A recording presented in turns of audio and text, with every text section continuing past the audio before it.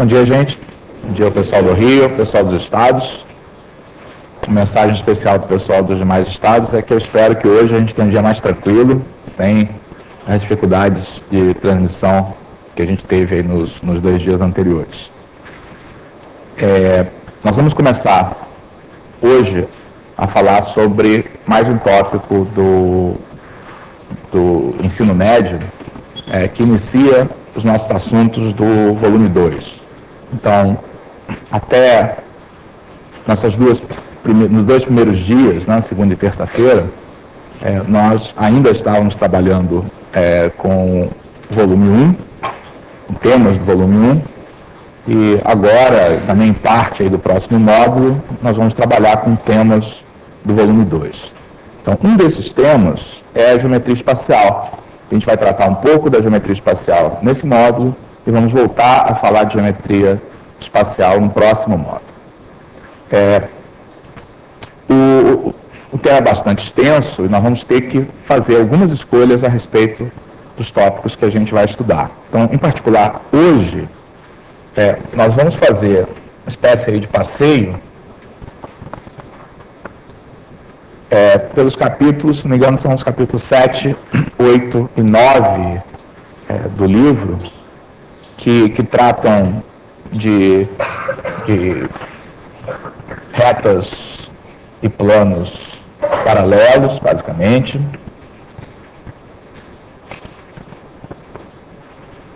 Retas e planos perpendiculares.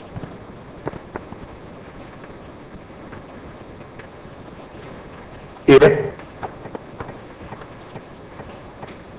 o capítulo 9 é essencialmente um capítulo a respeito de problemas métricos, quer dizer, problemas que envolvem distâncias e ângulos,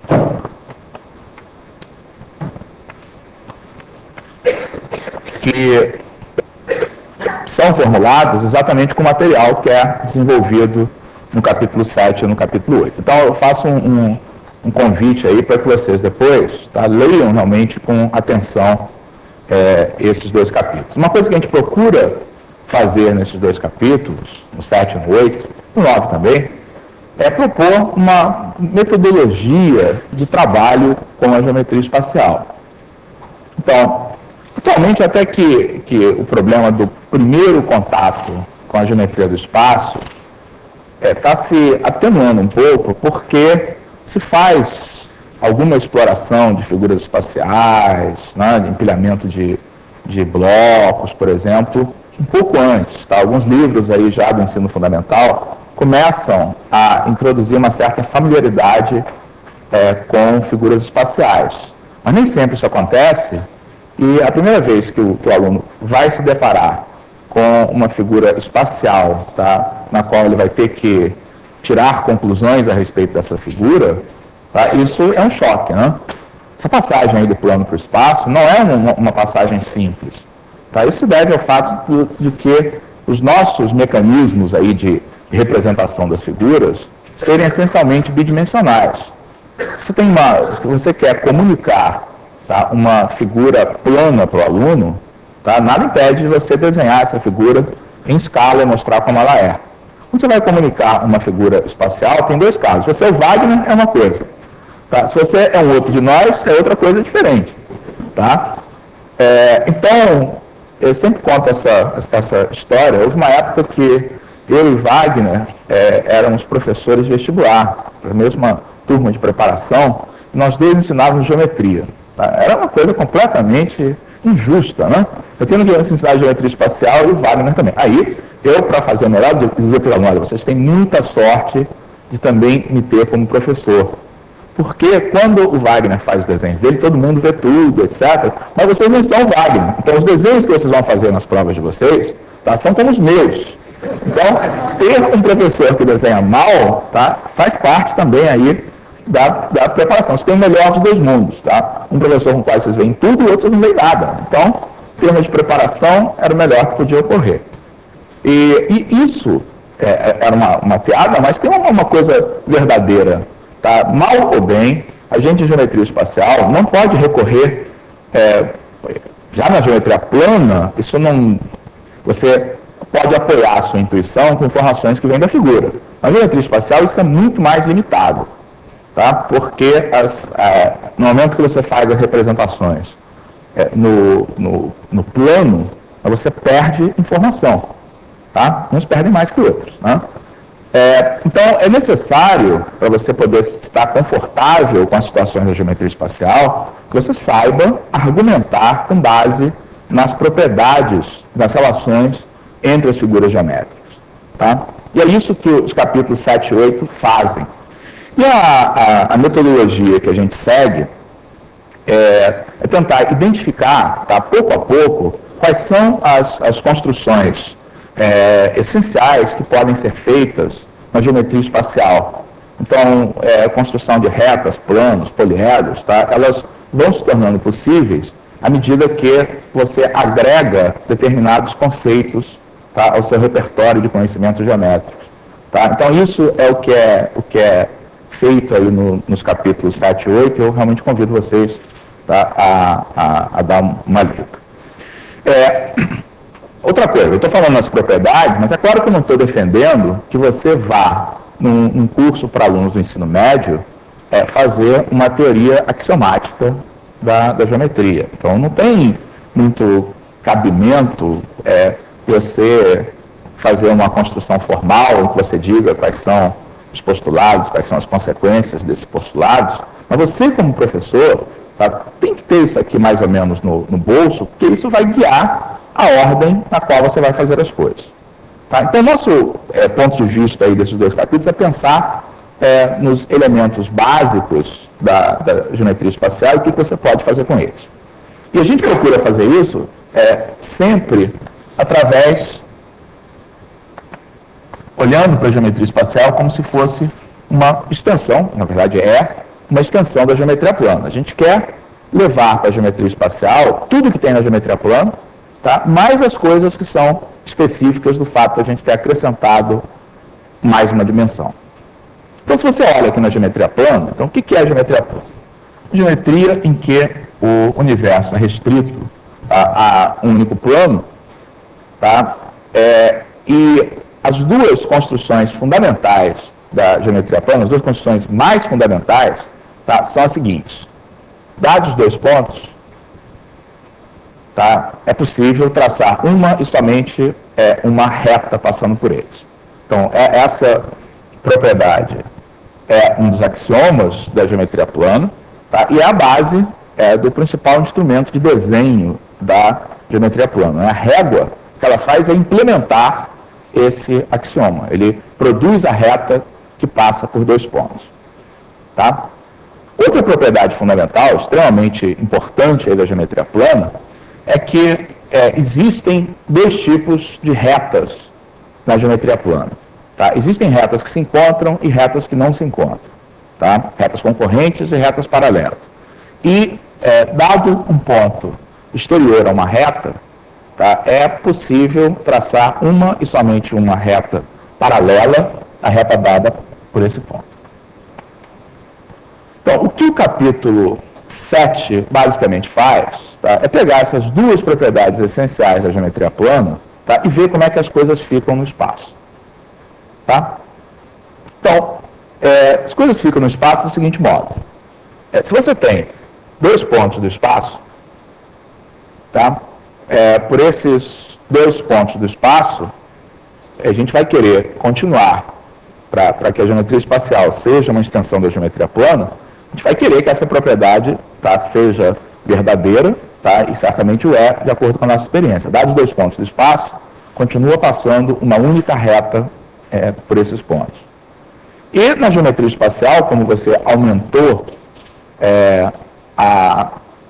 o seu universo, tá, a gente tem uma construção adicional que consiste em tomar um terceiro ponto exterior a essa reta.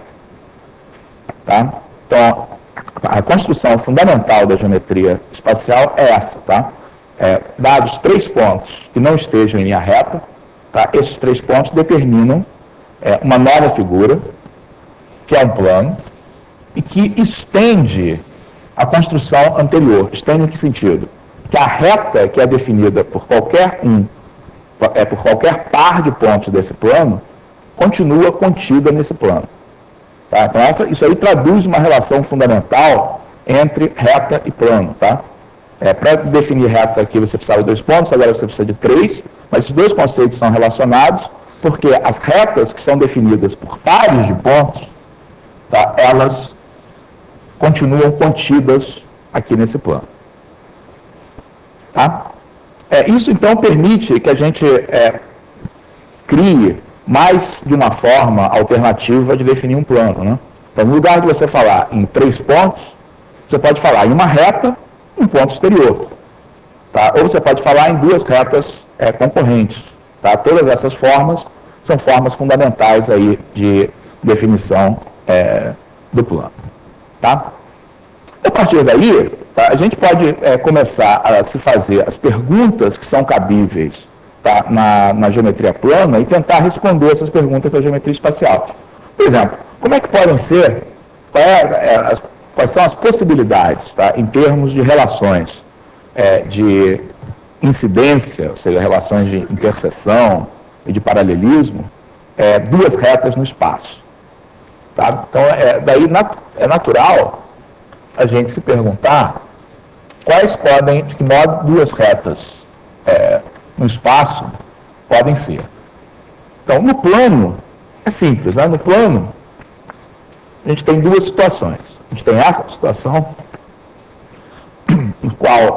na qual as retas têm um ponto em comum, a gente diz que as retas são concorrentes, tá? E tem essa outra situação em que as retas não têm nenhum ponto comum e nós dizemos que elas são paralelas. Claro que tem uma terceira situação em que as 2 retas são iguais, esse caso não é tão interessante.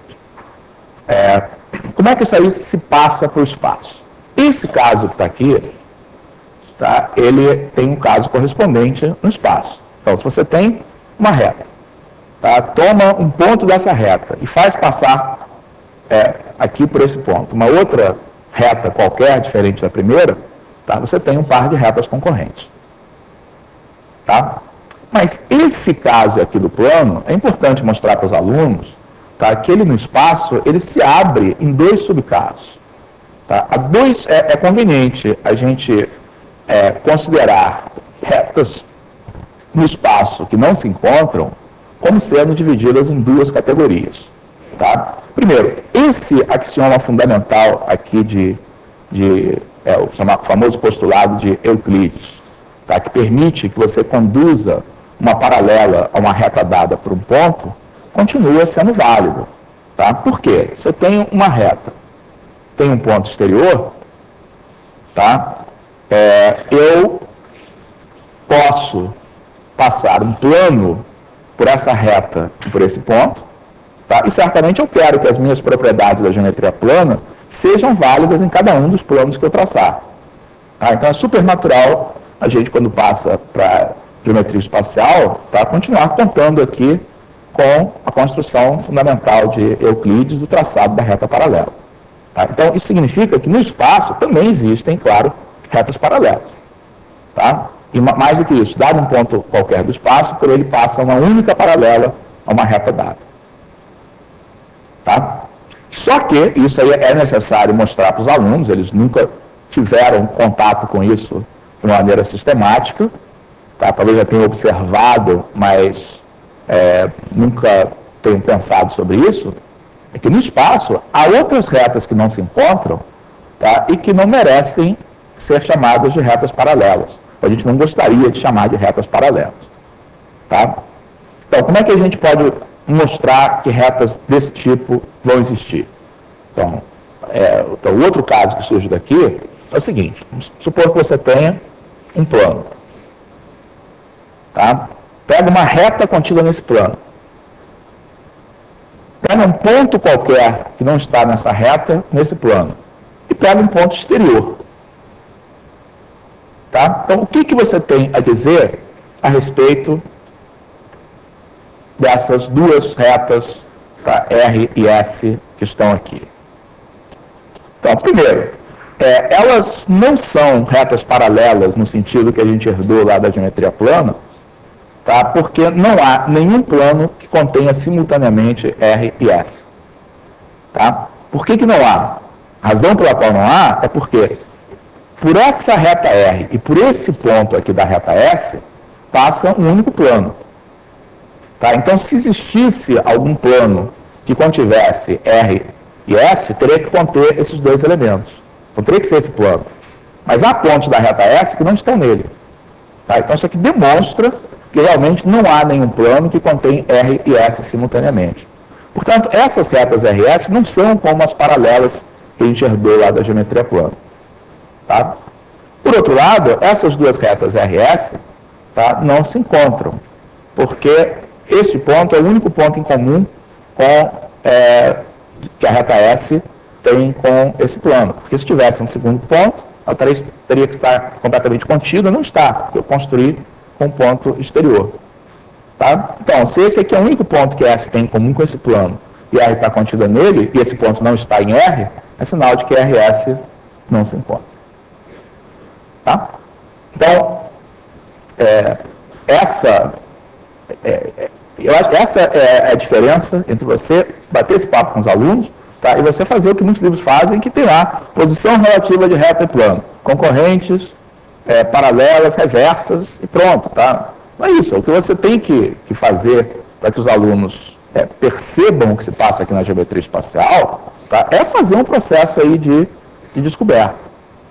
Tá? E, é claro, o ideal é apoiar, tá, esse processo de descoberta, tá, em exemplos que estejam dentro aqui do mundo dele. Tá? Então, a sala de aula tem sempre muitas retas reversas aí para você apontar. Então, se você pega, por exemplo, a borda aqui da mesa, tá, e pega, por exemplo, a quina lá da parede, tá? Não sei se o John está mostrando lá a quina da parede, mas a quina da parede, tá, e essa reta que está aqui, por exemplo, são exemplos de retas reversas. Então, você tem... É importante você mostrar essas relações, tá, fora do mundo aí do quadro negro, né, no espaço tridimensional aí de verdade. Tá? Então, essas são as posições relativas de retas. Posições relativas de reta e plano, mais ou menos a gente já descobriu. Na verdade, isso foi estabelecido aqui, né, quando eu disse que se eu tiver dois pontos de um plano, a reta determinada por esses dois planos está contida nesse plano. Tá? Isso faz com que as possibilidades de interseção de uma reta com um plano são as seguintes. Se a reta tiver dois pontos em comum com o plano, então todos os demais também estão no plano. Tá? Então eu posso ter essa situação de que a reta está contida no plano. Pode acontecer de eu ter uma reta que tenha só um ponto, tá, em comum com o plano. Tá? Então, como é que a reta vai ter um ponto em comum com o plano? Você escolhe um ponto qualquer do plano, tá? Escolhe um ponto que esteja fora do plano. Tá? Então, essa reta só tem esse ponto em comum. Se tivesse outros pontos, ela estaria contida, que não está, porque tem um ponto fora. Tá? E tem uma terceira posição, que, na verdade, a gente pode demonstrar que é possível. Tá? Ela, na verdade, é uma consequência das relações aqui entre planos, tá? Mas certamente é concebível que a gente tenha essa situação, tá? De você ter uma reta, tá? Que não tem pontos em comum lá com o nosso plano. Tá? Então, são as únicas três possibilidades, tá, de uma reta em relação a um plano. Tá? A existência deste fato que está aqui na verdade, uma consequência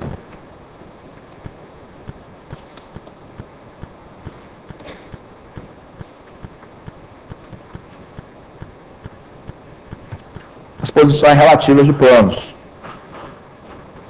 Então, como é que são as possíveis posições relativas de dois planos distintos? Então, uma coisa que eu acho muito importante, tá, é vocês baterem com os alunos nessa situação. É possível dois planos do espaço, tá, terem como interseção, tá, um único ponto? É possível que dois planos do espaço tenham como interseção um único ponto? Se mostrar essa figura aí, muita gente vai achar, é claro que tem ali. O biquinho de um plano ali está encostando no outro, logo a interseção deles é um único ponto. Tá certo isso? Não, o que está acontecendo é que a gente está apenas desenhando, tá, uma parte aqui desse plano. Tá? Na verdade, esse é um dos axiomas fundamentais aí da geometria espacial. Tá? Esse fato, na verdade, não depende aí dos demais, tem que ser estabelecido através de um postulado, tá? De que a interseção de dois planos, tá? Se eles tiverem um ponto em comum, então necessariamente eles têm toda uma reta em comum.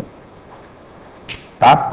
Eu não tenho certeza se a gente discute isso na matemática do ensino médio, mas no livro sobre geometria espacial da coleção do professor de matemática, a gente discute bem que essa é uma propriedade que é característica do espaço tridimensional. Então, se a gente estivesse no espaço de dimensão superior, é perfeitamente possível no espaço de dimensão superior que dois planos tenham como interseção um único ponto. Por isso que isso tem que ser estabelecido como um axioma. Tá? Então, essa é uma propriedade fundamental. Tá? Isso serve, por exemplo, para você poder mostrar, tá, que realmente existem retas paralelas a planos. Tá? Que é possível você fazer essa construção, e a gente faz isso aí no livro. Tá? Então, em resumo, quando você tem dois planos distintos, só há dois casos possíveis. Né? Ou esses planos não têm nenhum ponto em comum,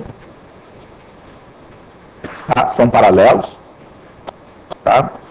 Ou eles têm uma reta em comum.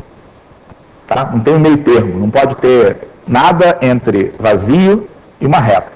Então, ou eles têm nada em comum, ou tem uma reta em comum, ou se você quiser considerar o terceiro caso, tem tudo em comum, né? São o mesmo plano. Tá? A partir daí, quer dizer, cada uma dessas situações, tá, para mostrar a possibilidade, tá, de você construir planos paralelos, pode ser demonstrada essa possibilidade, mas é claro que não cabe num curso do ensino médio. Tá? No curso do ensino médio, os alunos vão ter dificuldade de entender a existência de planos paralelos, tá? Ou de uma reta paralela a um plano. Mas é muito importante a gente ensinar os alunos como reconhecer uma determinada situação que uma reta, por exemplo, é paralela, tá, a um plano. Tá? Então, ou quando dois planos são paralelos. Então, se você tem que verificar ou argumentar com alguém que uma reta é paralela a um plano, tá, o que você deve procurar? Como é que você, em geral, faz esse tipo de argumento nas construções que a gente vai encontrar? Como é que você faz para convencer uma pessoa de que uma reta é paralela a um plano dado? E também, nesse sentido, como é que você faz para convencer uma pessoa que dois planos são paralelos? Essas aqui são duas propriedades extremamente úteis. Elas estão demonstradas aí no capítulo 7, no capítulo sobre paralelismo, tá? E são propriedades extremamente úteis na hora de a gente fazer argumentação espacial.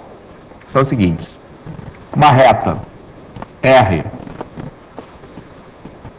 é paralela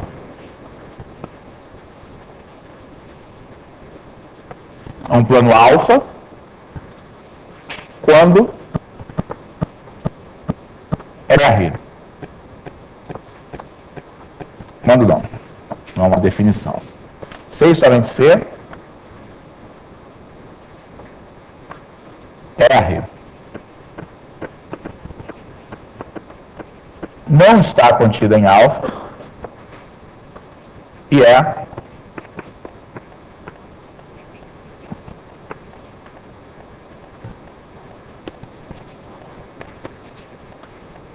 paralela a uma reta de alfa.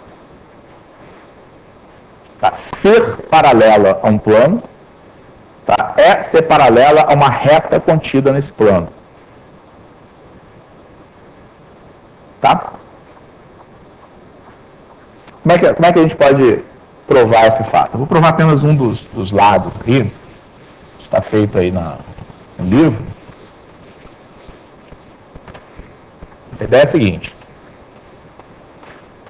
Então, vamos fazer um lado aqui da implicação. Vamos supor que eu tenho uma reta aqui, tá, que eu sei que é paralela a alfa. Então, o que significa ser paralela a alfa? Significa não encontrar alfa, não ter pontos de interseção com alfa. Aí eu quero convencer vocês que, se isso acontece, existe alguma reta de alfa que é paralela a R. R não é paralela a todas as retas de alfa, né? Está claro para vocês, né?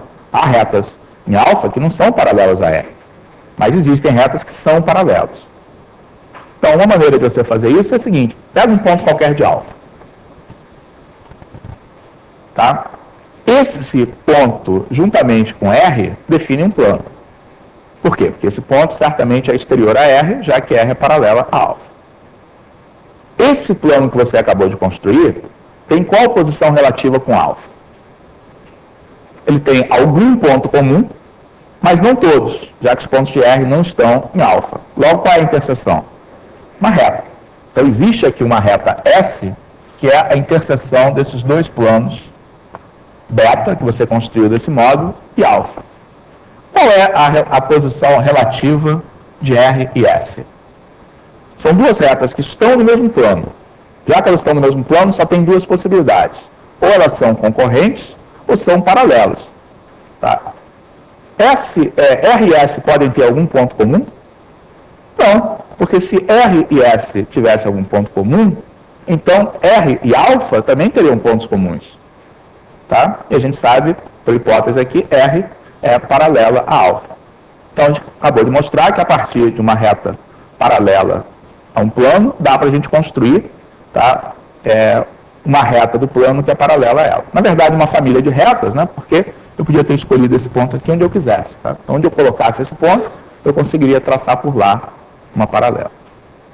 Tá? Não é difícil a gente ver que o contrário também funciona. Então, se você pega uma reta aqui contida no plano alfa, pega um ponto exterior e traça uma paralela a S, fácil mostrar que essa reta vai ter que ser paralela ao plano alfa. Isso está feito aí no livro. Então, esse tipo de argumento, tá, é um argumento aí que usa propriedades, tá, e ajuda aí a gente a desenvolver o poder de argumentação. Apesar de que não é tão óbvio assim, né? Necessita ser provado. Um outro resultado muito importante, um plano alfa distinto de beta.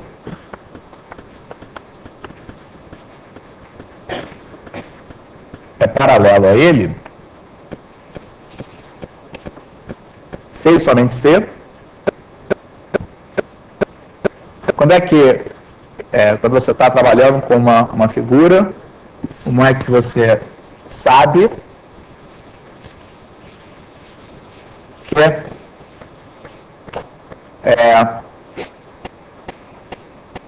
um determinado plano é paralelo a outro? Tem dois planos alfa e beta. O que você precisa descobrir, tá, sobre o plano alfa para poder concluir que ele é paralelo ao plano beta?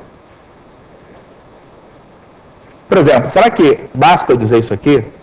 Se somente C alfa possui, então, a tentativa ainda aqui, tá?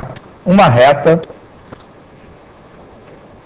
paralela a beta. Que tal? A maneira legal de fazer isso, tá, é assim, tá? É você tentando descobrir com os alunos o que você precisa garantir. Essa afirmativa é verdadeira ou falsa? Por quê?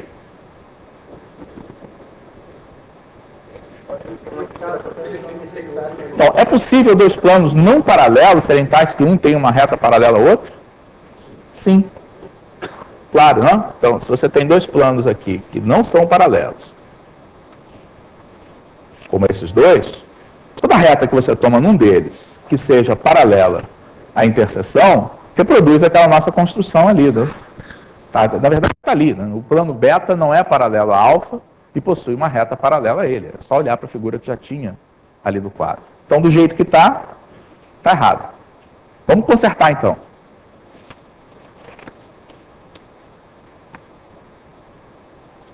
E agora? Verdadeiro ou falso? O plano alfa é paralelo a beta, C e somente C possui duas retas. Bom, já sei que está errado porque faltou o S. Duas retas paralelas a beta. Está certo ou está errado? Falso ou verdadeiro? Falso? Por quê? Da mesma maneira como eu tracei essa aqui, eu traço quantas você quiser. Então, não vai resolver botar 3 ou 4 ou 5, né? Porque eu posso traçar quantas retas eu quiser. Então, isso está errado ainda. Conserte. Não, vou apagar tudo, não. Estou num bom caminho. Como é que é? Isso, eu tenho que escolher. Duas retas bastam, tá? Mas o problema é que essas duas retas não podem ser paralelas entre si. Então, como elas estão no mesmo plano, o contrário aí de serem paralelas é serem concorrentes, tá? Então, se você disser que alfa possui duas retas concorrentes que são paralelas a beta, tá? Aí dá para a gente argumentar com os alunos que essa condição vale. Isso está demonstrado aí precisamente aí no livro. Não vou fazer aqui a demonstração porque a gente tem muito aqui que cumprir nessa aula. Tá? Enfim, a ideia é que você pode fazer essas construções e a partir dessas construções básicas, tá? Tem uma série de coisas aí que você pode construir com os alunos. É só isso que você precisa para poder falar em figuras como prismas, pirâmides, cilindro. Em geral, os livros de geometria espacial fazem isso aqui, depois vamos poliédrico, só muito mais tarde é que vão falar em prismas, em outras figuras, para poder calcular áreas, volumes. Não. De que você precisa para poder explicar o que é um prisma? Apenas das noções de paralelismo, de reta e de plano. Tá? O que é um prisma? Como é que você constrói um prisma? Pega um polígono, tá? Traça um conjunto de retas paralelas passando pelos vértices desse polígono, tá? E corta essa figura por um plano que é paralelo à base. Tá? Não precisa de nada mais do que essa terminologia inicial para poder explorar, pelo menos qualitativamente, o sólido. Tá? Torna muito mais interessante você trabalhar com essas noções se você situa esses elementos dentro de prismas, pirâmides, etc. Tá? E a gente faz bastante disso aí nesse capítulo. Bom, claro que eu teria muito mais a falar aqui sobre paralelismo e perpendicularismo, sobre paralelismo, mas eu quero passar adiante exatamente para a ideia de perpendicularismo. A gente, quando aprende essa noção aí pela primeira vez na geometria plana, a gente não presta muita atenção, tá? Mas há uma grande diferença entre essas duas noções. Tá? A ideia de paralelismo é uma ideia que tem a ver com noções de interseção, basicamente. Interseção, incidência, determinação. A noção de perpendicularismo tem a ver com medida, tá? Tem a ver com a noção de você comparar grandezas. É assim que você define retas perpendiculares. Tá? Então, na geometria plana,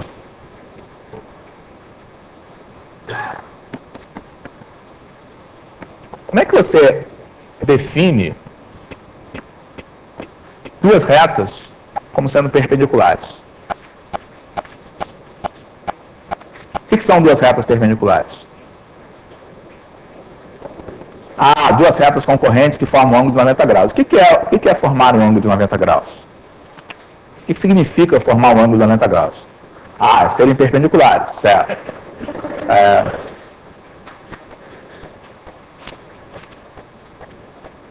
Então, a definição de retas perpendiculares, tá, embute tá, a base para as noções de congruência, que por sua vez são a base para as noções aí de efetuar medições. Tá? O que acontece é o seguinte, quando você tem duas retas concorrentes quaisquer no plano, tá, elas formam 4 ângulos, certo? Esses ângulos são iguais ou congruentes 2 a 2. Você sempre pode fazer uma transformação aqui de maneira a posicionar essa figura que está aqui coincidente com essa coincidente com essa. Tá? Mas essa não é coincidente com essa, não é congruente a essa aqui. Tá? A ideia de retas perpendiculares, ela corresponde a uma posição das retas R e S em que esses 4 ângulos que você forma aqui são figuras congruentes, são figuras iguais. Tá? Na verdade, a existência aqui desse perpendicularismo, tá, tem que ser garantida por algum postulado de continuidade, tá? Mas a gente está confortável de que existe retas perpendiculares. Tá? Mas a coisa que é fundamental é lembrar que perpendicularismo está ligado a uma noção que não foi absolutamente necessária para falar nada disso que a gente falou sobre paralelismo, tá? Noção de congruência aqui de figuras. Tá? A noção fundamental no espaço de perpendicularismo é a noção de perpendicularismo entre uma reta e um plano. Tá? Então, quando é que eu digo que uma reta é perpendicular a um plano? Claro que eu vou tomar emprestado a noção que eu tenho lá da geometria plana. Tá? Eu já sei o que são retas perpendiculares. Então, uma definição que está proposta aí é que eu defina reta perpendicular a plano como uma reta que é perpendicular a alguma reta do plano. Essa é uma boa definição ou não é uma boa definição? Não é uma boa definição. Porque se eu usar essa definição, cadê? Wagner levou embora aquela varetinha que ele trouxe, ó. Felizmente levou, né? Não é uma varetinha muito boa, não, mas é extensiva e tudo. Então, essa reta que está aqui, tá, é perpendicular, tá, a essa reta que constitui a borda aqui da mesa, tá? Forma um ângulo de 90 graus. Você olha apenas para o microfone, tá, e para a reta de interseção, ela é perpendicular a ela. Tá? Então, essa definição não é uma boa definição. Não é isso que eu penso em reta perpendicular. Reta perpendicular a esse plano, tá, é a reta que tem essa direção definida aqui. Tá? Essa que eu mostrei não é. Na verdade, a definição que é adequada para perpendicularismo é a seguinte. Tá? Essa reta que é perpendicular a alfa é uma reta extremamente especial. Porque ela tem a propriedade, tá, de que qualquer que seja a reta do plano alfa que passe pelo ponto de interseção, tá, R é perpendicular a essa reta. Tá? Não é nada óbvio que realmente existam retas com essa propriedade. Tá? Isso a gente faz aí, mostrar que existem retas com essa propriedade. E a chave, na verdade, para mostrar essa existência, tá, é um teorema fundamental, que é o que a gente mais utiliza na hora de verificar que uma reta é perpendicular a um plano. Então, porque suponhamos que você tenha uma situação em que você tenha que demonstrar, tá, que isso acontece, tá, que uma reta é perpendicular a um plano. Como é que você vai provar, tá, que R é perpendicular a cada reta desse plano? Precisa disso? Por exemplo, aqui na situação dos planos paralelos, é claro que quando um plano é paralelo a ele, tá, toda a reta contida em alfa vai ser paralela a beta, tá? Mas a gente, para concluir o paralelismo, basta exibir duas retas. Tá? No caso aqui do perpendicularismo, há um teorema análogo. Vou colocar aqui para não sair do campo de visão aí da câmera. Então, esse é um teorema fundamental, tá? E um dos teoremas mais difíceis da geometria espacial elementar. Tá? Por que ele é difícil? Porque na hora de fazer a demonstração, ela parece uma demonstração artificial, está feita aí no livro, não vou fazer.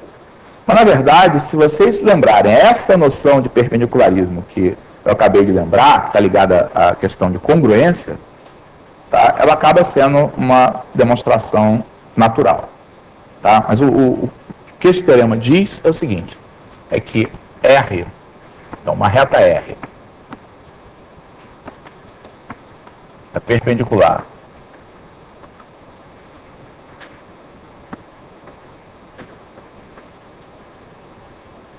a um plano alfa, quando é perpendicular, ou se a gente quiser,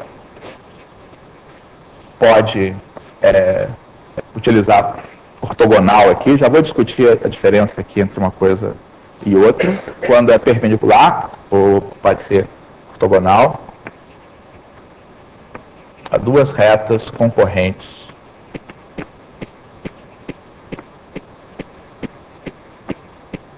de alfa. Então, aquilo que o colega falou, tá, de ser perpendicular, tá, quando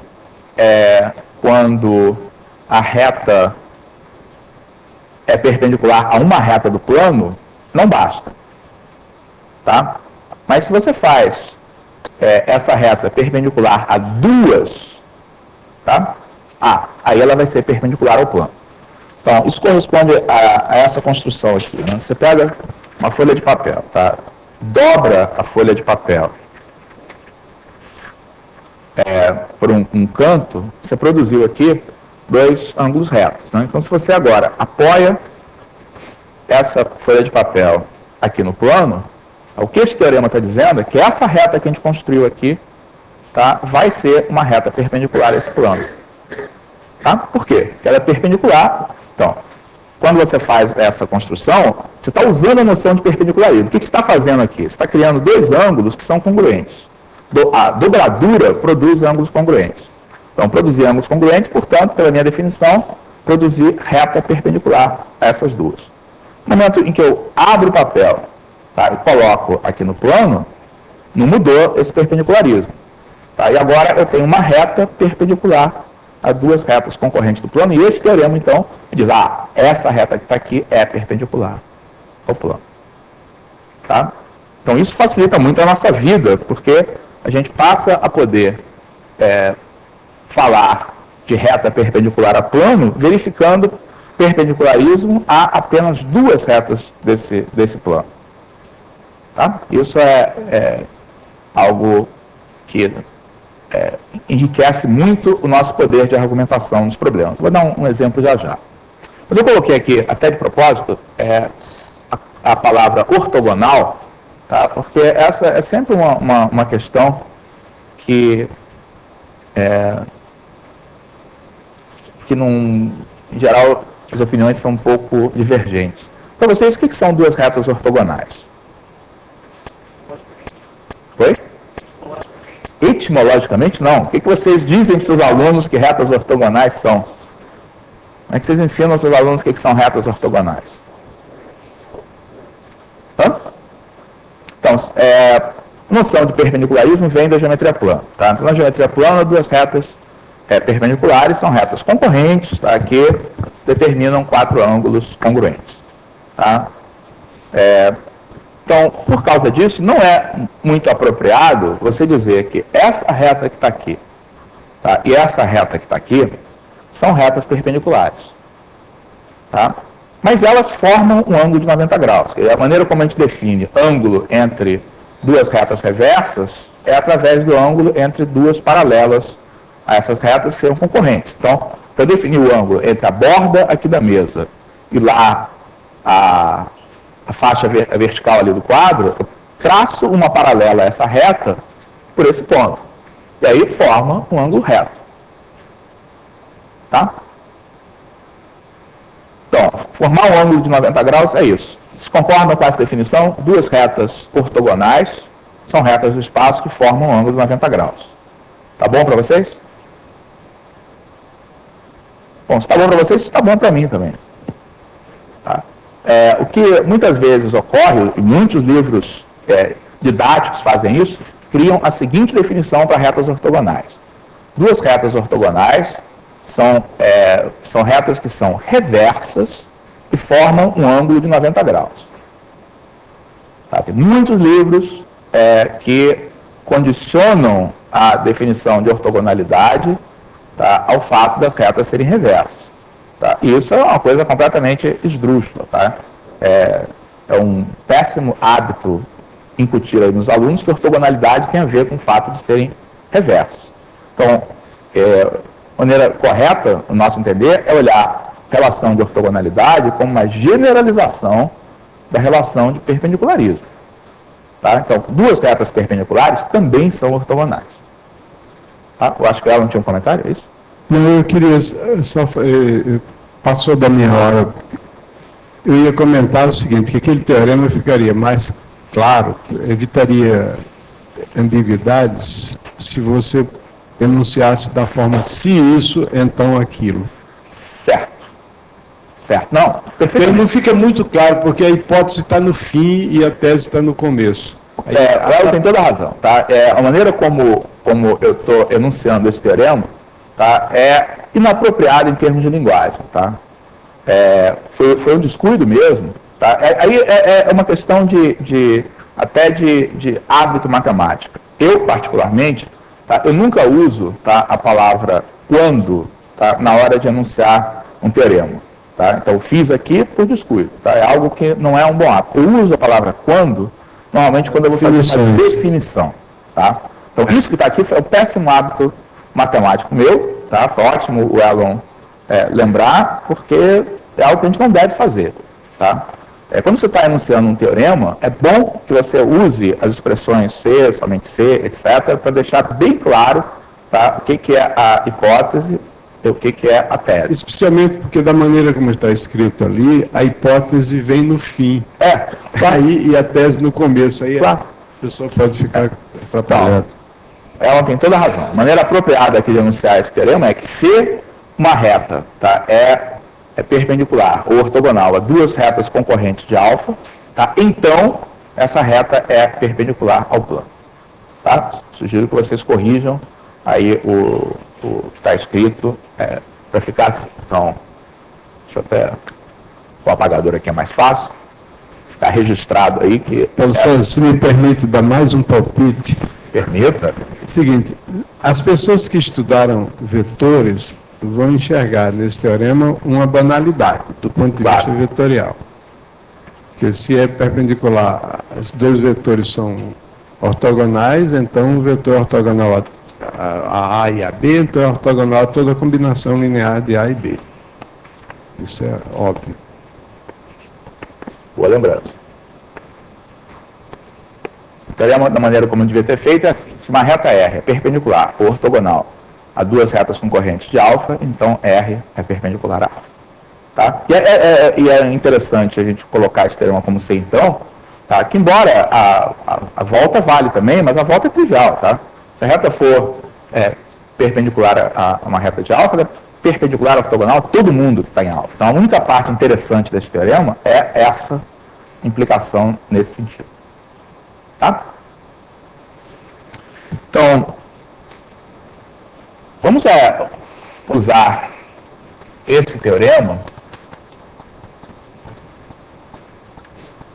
para resolver um exercício que, na verdade, está aí no capítulo 8, embora não tenha sido um dos que a gente passou para hoje à tarde, não.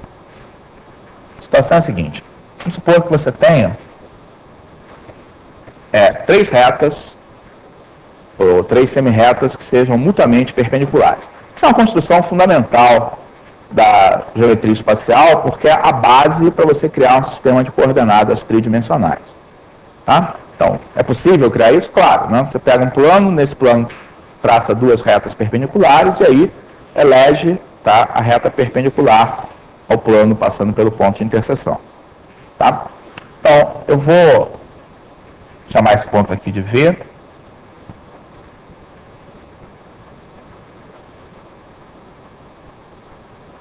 Vamos chamar esses pontos aqui de A, B e C. Tá? E vou fazer a seguinte construção. Pelo ponto V, eu vou traçar a perpendicular ao plano ABC. Tá? Com isso, eu vou obter aqui um ponto que eu vou chamar de H. Tá? Adivinha por que eu chamei de H? H normalmente é o nome que a letra que a gente escolhe para representar o ortocentro, tá, de um triângulo. Um hábito aí dos livros de geometria de modo geral. Tá? Então é isso aí que eu quero ver como é que a gente pode provar. Então o que eu tracei aqui, então eu tenho essas três retas formando o que a gente chama de triedro trirretângulo, né? Elas são mutuamente perpendiculares. Tá? Eu baixo a perpendicular ao plano aqui, então isso aqui vai ser perpendicular a todas as retas aqui do plano que passam aqui pelo seu ponto de interseção. Tá? Eu quero mostrar, então VH é perpendicular ao plano de ABC. Eu quero mostrar que H, então mostrar que H é o ortocentro de ABC. Aqui, ó, varinha do Wagner aqui. Aqui eu não vi. Ótimo instrumento para retas perpendiculares. Muito bem. E aí? Como é que a gente aborda esse problema, hein? A gente começa a trabalhar com ele. Quero mostrar que aquele ponto H é o ortocentro do triângulo ABC.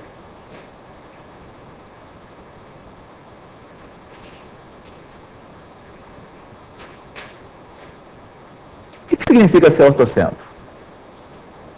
O que eu tenho que mostrar aqui? Tenho que mostrar que ele é o ponto de interseção das alturas.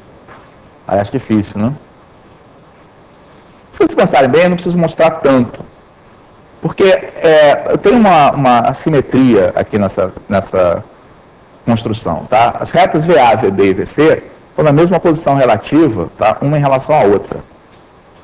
Então, eu não preciso, na verdade, mostrar que ele está na interseção das alturas. Já sei que as alturas de um triângulo se intersectam. Tá? Tudo que eu tenho que provar, na verdade, é que a reta AH é a altura. Então, quando eu uno o ponto A ao ponto H, isso vai intersectar aqui o lado BC, digamos, no ponto L. Tá? Tudo que eu tenho que fazer é mostrar que AL é perpendicular a BC. Se eu mostrar que esse ângulo aqui é realmente reto, acabou. Percebem que basta fazer isso? Não precisa mais nada. Por quê? Porque desse modo eu terei provado que o ponto H está sobre a altura traçada de A. Mas se eu conseguir fazer isso aí para A, eu vou conseguir fazer para B e para C, porque é a mesma coisa, tá? Estão na mesma posição relativa um em relação ao outro. Então, a coisa fundamental aí quando você está querendo demonstrar algo, muitas vezes, você perseguir a lei do menor esforço no seguinte sentido, perseguir qual é a essência do problema, tá? Então, a essência do problema aqui, então, basta mostrar que a reta AH é perpendicular à reta BC. Não, a L sim, mas Mas L foi um ponto que eu construí aí a mais, tá? Em particular, a reta AL é a mesma reta AH. Tá? Só isso que eu tenho que fazer. Alguma ideia? Por que eu posso garantir que a L vai ser realmente perpendicular a BC?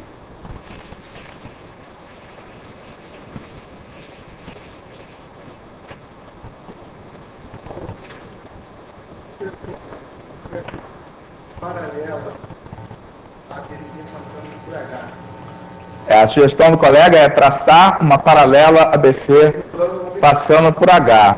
Podia fazer isso, mas não vou não, porque não precisa. As ideias são mais elementares aí.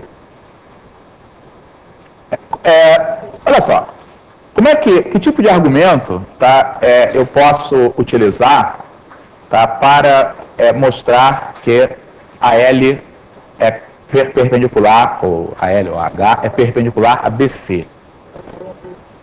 Na verdade, o que está acontecendo aqui, tá, é que todo esse plano que você obtém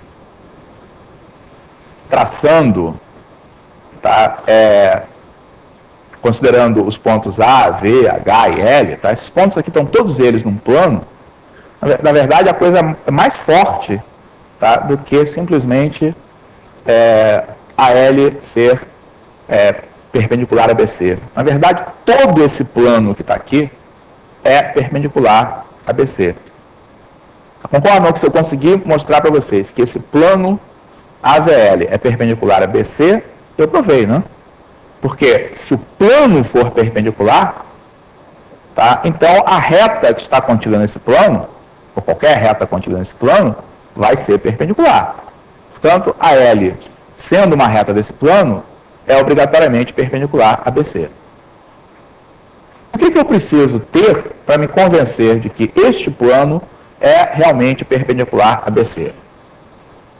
Eu preciso conseguir, nesse plano, duas retas que sejam perpendiculares, ou mais geralmente, ortogonais, tá, a BC. Será que vocês conseguem me apontar aqui dentro desse plano duas retas que vocês possam garantir que formam um ângulo reto com BC? Duas retas concorrentes, tá? Não podem ser duas retas paralelas. AV. Tá? AV é, de fato, ortogonal a BC. Por quê?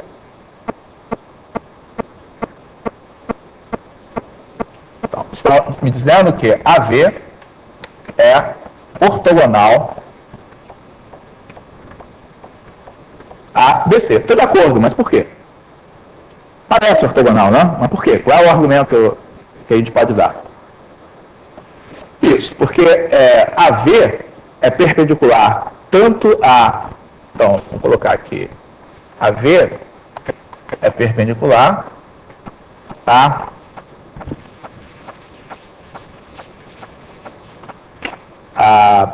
VB e VC. Logo, ao plano VBC, tá? Logo, ortogonal a BC. Por quê? Porque BC é uma reta contida nesse plano. Tá? Então, pronto. Conseguimos nos convencermos que uma das retas que definem aquele plano AVL é ortogonal a BC. Preciso de mais uma. VH. VH também é ortogonal a BC. Por quê? Como é que ela foi construída? Ela foi construída de maneira a ser perpendicular ao plano de ABC. Então, VH é perpendicular ao plano ABC, logo, ortogonal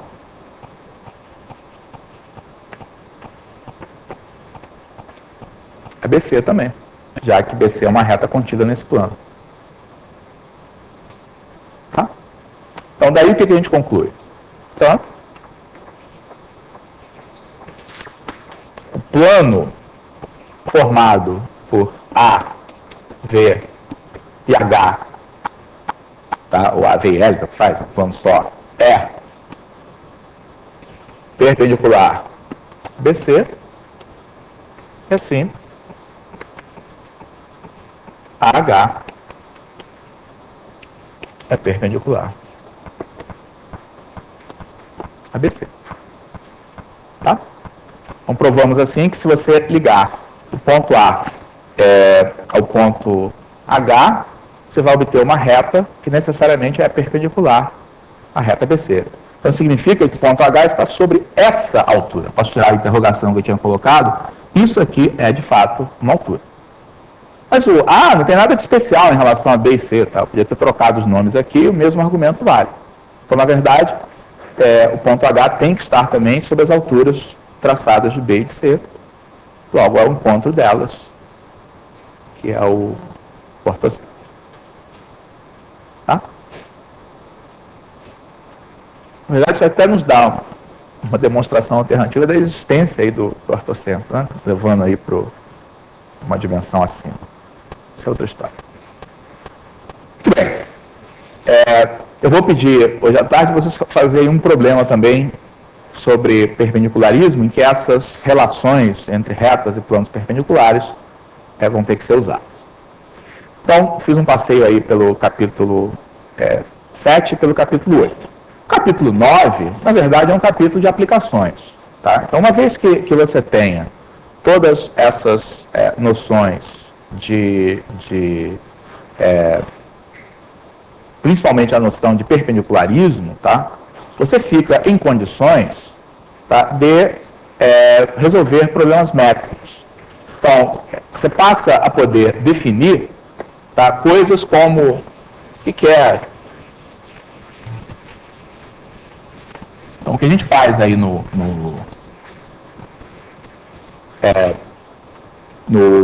capítulo 9, tá, é usar essas noções, tá, para resolver, tá, uma série de problemas métricos importantes e fazer também algumas construções fundamentais, tá, que são baseadas em perpendicularismo. Tá. Uma dessas construções fundamentais é a construção dos poliedros regulares. Tá. Poliedros regulares, tá, são construídos, tá, usando essas propriedades, principalmente perpendicularismo. Por exemplo, vamos pegar um octaedro regular. Como é que a gente pensa no octaedro regular? O que é um octaedro regular? Bom, um poliedro regular que tem 8 faces, sei, mas como é que, se você tiver que desenhar um octaedro regular, o que você faz? Que propriedade você explora para desenhar o octaedro regular? A maior maneira eu sempre penso no octaedro regular, tá, como duas pirâmides quadrangulares coladas pela base. Tá? Então, sempre penso nessa construção aqui.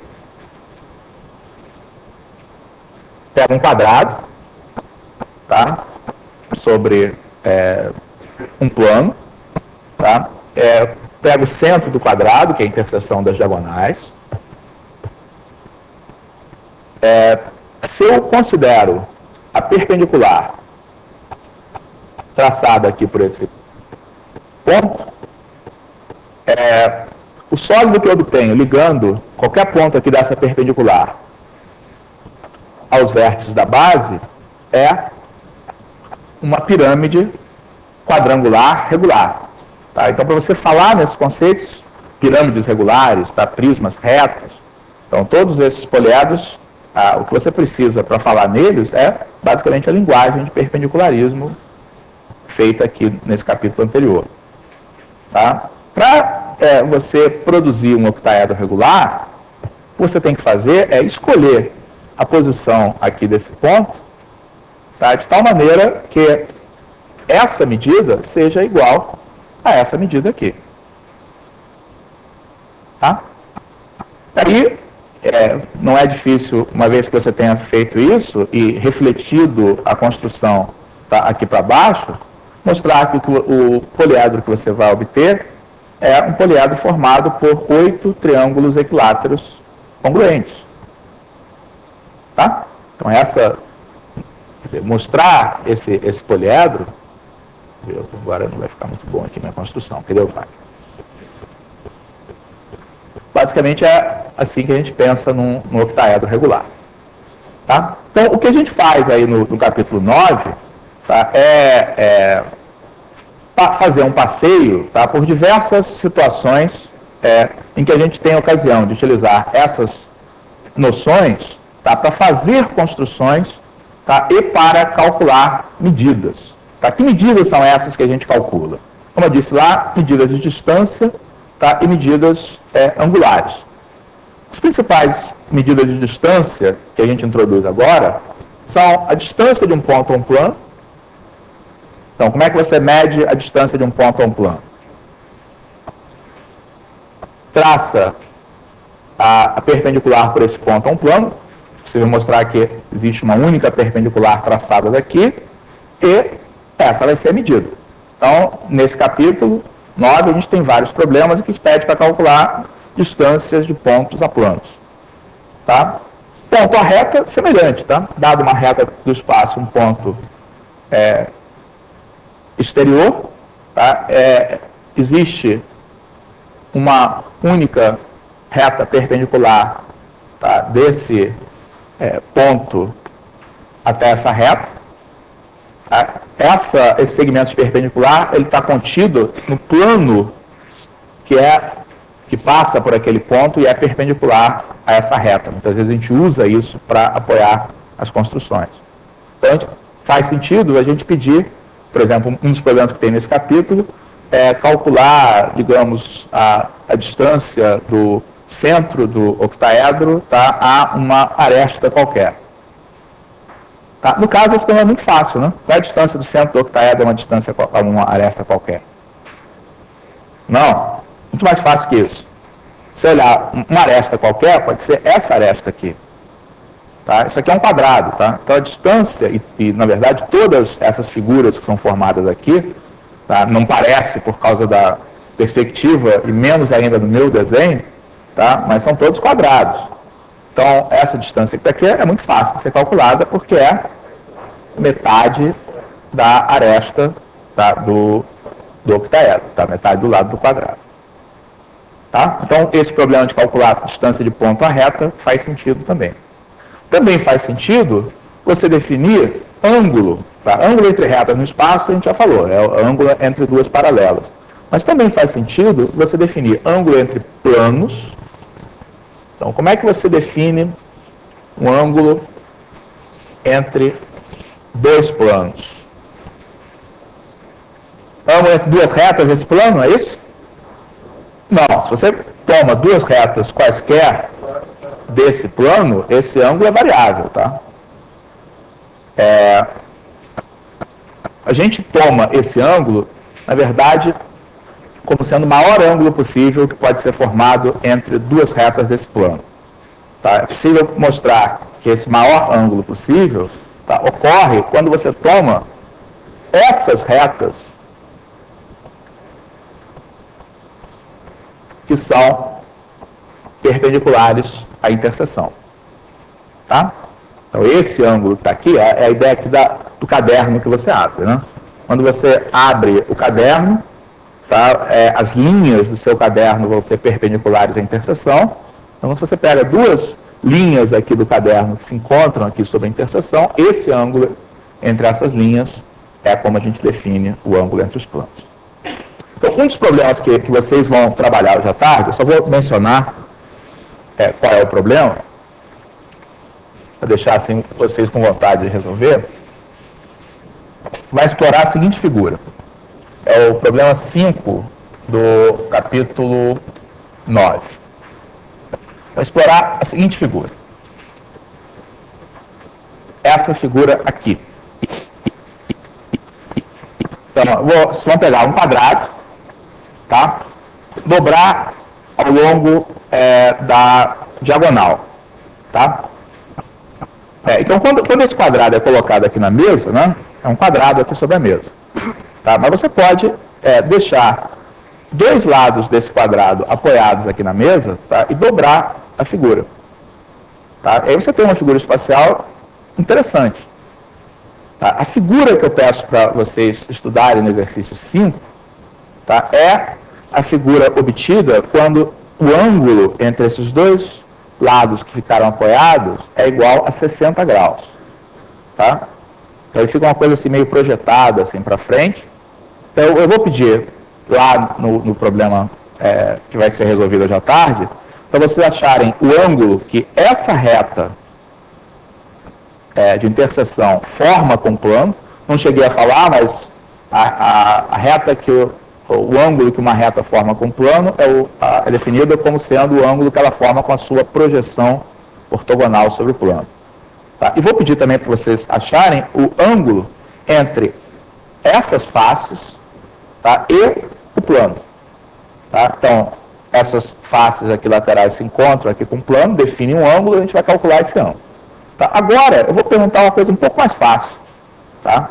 Qual é o ângulo entre essas duas faces, tá, quando o ângulo entre os lados aqui é igual a 60 graus? Então, tentando desenhar isso aqui. Isso aqui que está acontecendo. Falei tentando desenhar.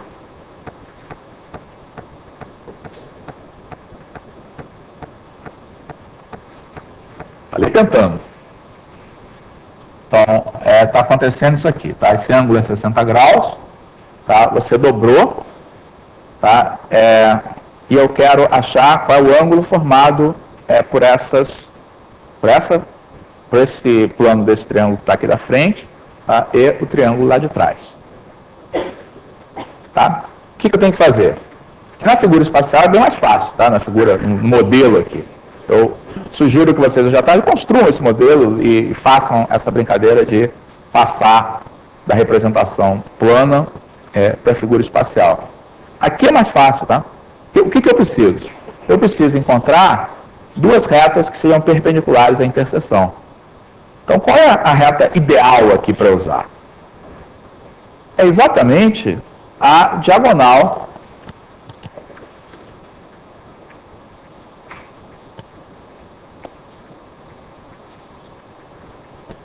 do quadrado, tá? Então, se eu tenho a mesma figura, tá? E agora eu desenho a diagonal do quadrado, essa diagonal tem a propriedade de que ela vai ser perpendicular à interseção. Tá? Então, com isso, o meu problema acaba sendo resolvido, e na verdade todos esses problemas de calcular ângulos e distâncias no espaço acabam sendo reduzidos a situações planares, a situações plano. E toda a brincadeira vai estar nesse plano, tá? Vai traçar a diagonal, é esse ângulo aqui que eu quero. Tá? Por que é fácil aqui a gente resolver esse problema? Porque esses dois lados são iguais, tá? Vou chamar de A. Como esse ângulo é igual a 60 graus, tá? Esse lado correspondente a você unir esses dois pontos que estão apoiados, vai formar com os outros dois um triângulo equilátero. Tá? Já era isósceles, tem um ângulo de 60 graus, é equilátero. Então, isso aqui vai ser igual a A também. Então, você tirando esse triângulo aqui do espaço, tá? E levando aqui para o nosso plano do quadro, quais são os lados aqui desse triângulo? A, os outros dois são iguais a metade da diagonal do quadrado, que é A raiz de 2 sobre 2. Reconhecemos que triângulo é esse? Triângulo isósceles, com a base igual a A e catetos iguais a raiz de 2 sobre 2. Que triângulo é esse? Reconhece, não? Triângulo retângulo isósceles, tá? Então, quando eu coloco essa figura de tal maneira que esse ângulo aqui é igual a 60 graus, esses dois planos são perpendiculares, formam um ângulo de 90 graus. Tá? Então, hoje à tarde, vocês vão explorar mais essa figura calculando outras coisas com ela.